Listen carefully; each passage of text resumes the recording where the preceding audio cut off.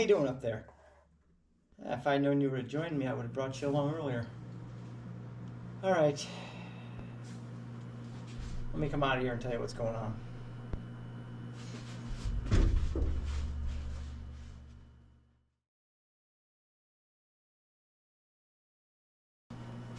I got the response from SawStop last night. He sent me a couple pages of instruction that said, please try this. Didn't tell me why. Just said they thought there was a problem with the arbor. So I called him, got a nice gentleman on the phone, and I asked him to walk me through what the results of their evaluation found. And here's what they said. They said when the SawStop triggers, there's a typical graph of the incident. And the shape of that graph typically falls into a couple of different categories. The shape could represent a finger save, as they call it, and that would be a certain shape. It could be metal contact, that would be a certain shape. And he listed a few other ones off. And he goes, but in my case, it was none of the typical shapes they would expect. And he said that when that is the case, when the activation doesn't fit any of the typical patterns, it has to do with the circuitry that exists between the cartridge and the saw blade, known as the arbor. Now last week SawStop told me that if I replace the cartridge, all of the electronics are in the cartridge, so there's no more electronics that could be faulty. Apparently that is not accurate. So what I have to do now is remove the dust shroud and dust collection, and I have to get under there and I have to check the circuitry that connects cartridge with arbor. Pause here for a second. I will read to you the email. After analyzing the data from the brake cartridge, we determined that the brake cartridge activation was most likely caused by a problem with the cartridge cable or the arbor.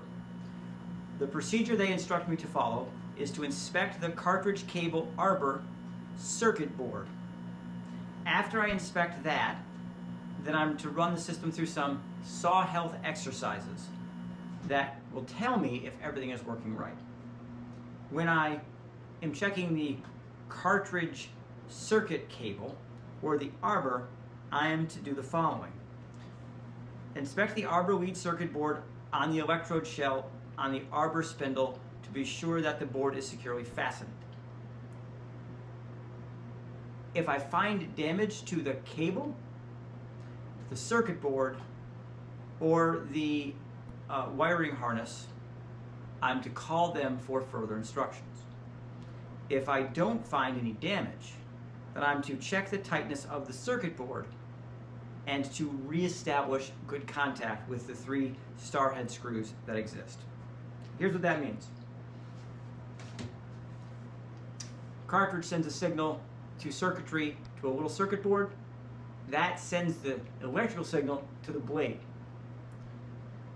That circuit board may not be properly mounted any further to the arbor, which is metal to metal for conductivity.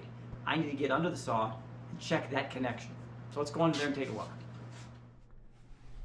All right, here's our orientation. Arbor, blade, circuit board.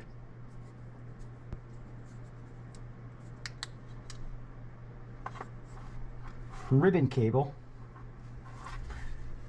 Trying to do this with not enough hands. Hold on a second. There we go. Arbor. Arbor mount. Circuit board. Cable to cartridge. Power cable to a control box. I am to inspect this cable for damage.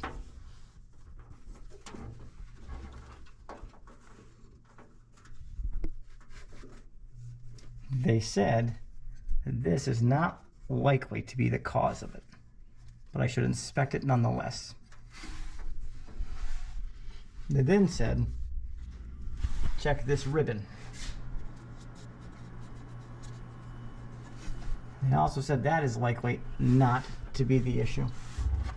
And they said that this circuit board right here is often likely to be the issue. Now, what I'm seeing is I'm seeing a whole bunch of sawdust packed right in there.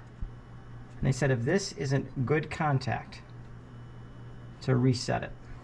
So what they want me to do is to loosen these 3 screws simply so I can retighten these 3 screws and make firm contact. So that's what I'm going to do. See that sawdust there and there? I'm betting that's the culprit.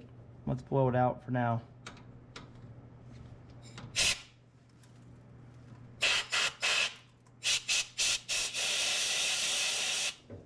Now let's blow the dust off my face. Much better.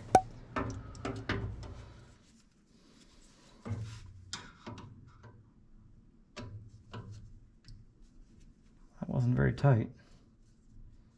Loosened. This is why they ask for, this is why they say stubby, but I don't have a stubby. That whole toolbox and I have no stubbies. Okay. I'll tell you what, that most certainly wasn't very tight, was it? I was led to believe, based on the instructions, that those were going to be a lot harder to remove. We're going to pause it right here for a second. I would like you to take a look right here. Look at those 3 screw heads. What don't you see on them? Think about that for a second. We'll come back to this. I am going to take the whole thing off and make sure that it is clean underneath. No washer?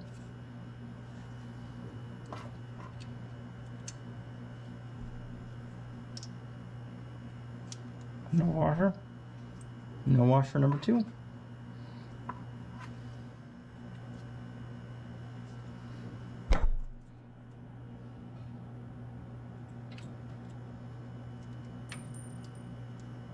Well, I found the washer. Got everything cleaned off. I got the electrode shell cleaned off right here.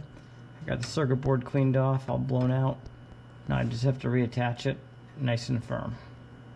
So let's do that.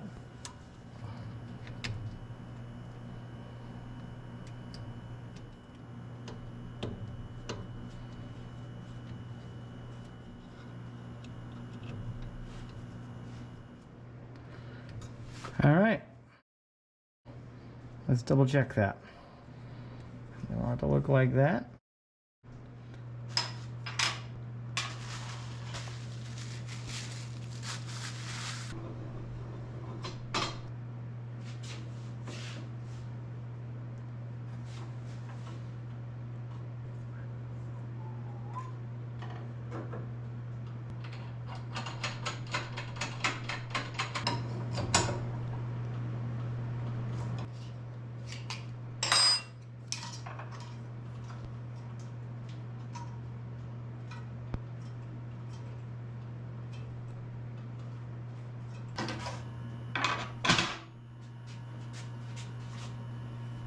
All right, next step.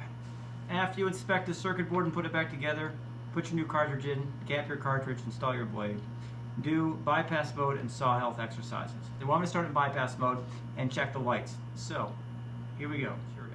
While in bypass mode, you'll be raising up the blade 3 to 5 times up and down. While raising the blade, you'll be watching the switch box to see if the red light blinks. If you witness the red light come up, then you should give us a call and inform us of it. After you raise and lower the blade about 3 to 5 times, the next exercise is to do the same thing with a tilt. Swing the blade all the way to 45 degrees tilt and then back to 0 about 3 to 5 times. And again, doing this, watch the switch box for a red light to pop up. If you see the red light, then you should give us a call. If you do both exercises and don't see red light, then you're good to use the saw. Okay. Your guys' job is to watch these lights. Start in bypass mode, run through the motions. Red light means something else is wrong that I didn't fix. No red lights means that circuit board probably was filled with sawdust and not making a good connection. Turn key. Everything's clear.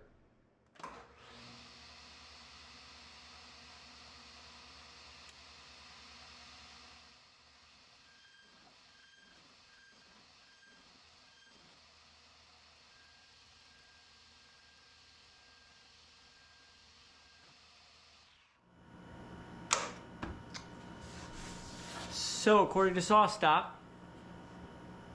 my saw is now fine. I'm going to play this video back and see if there were any red lights I missed. But other than that, I'm going to put everything back together. Call this one good.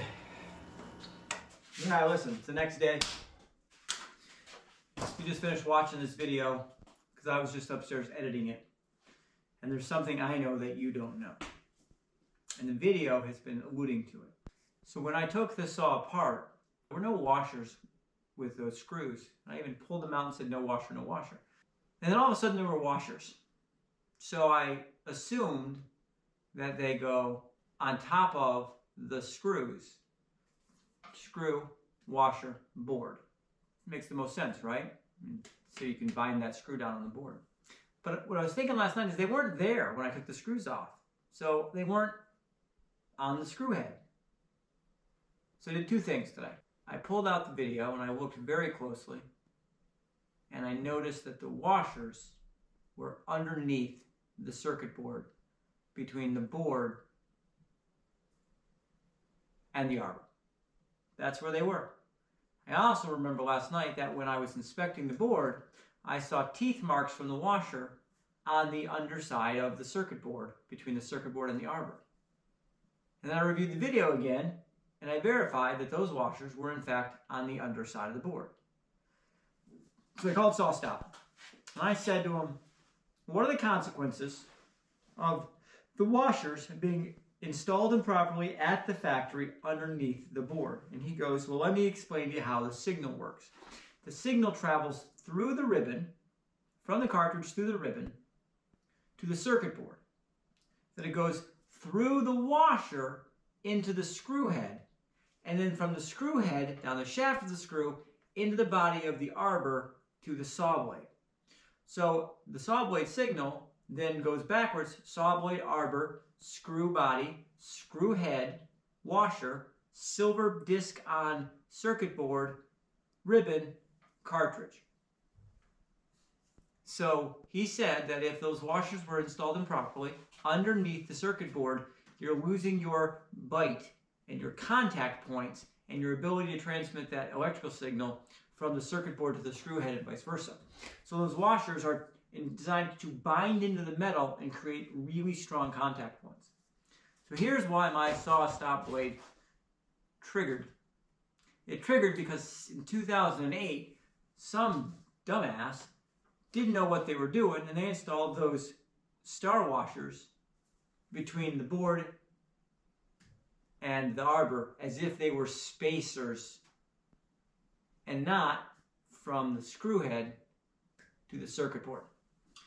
And the SawStop tech said that was the very first year that this saw was made, and he is not terribly surprised that at that time somebody didn't know how to install it or made the mistakes on installing it.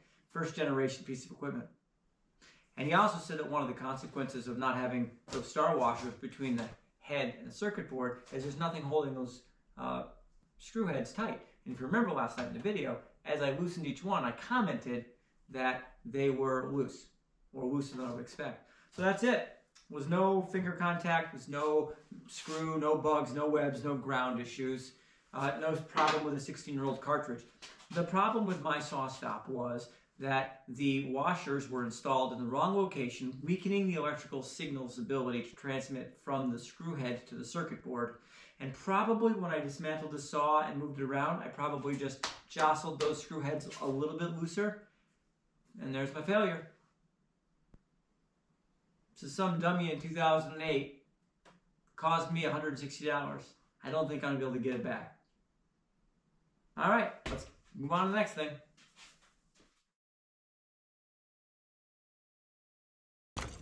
Hi, how are you?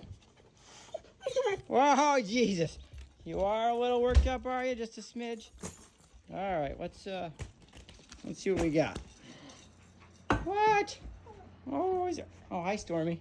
What? Oh my God, you're so cute. Hello, Mr. Cutie. Oh, pet me. All right, I'm petting you. More. More.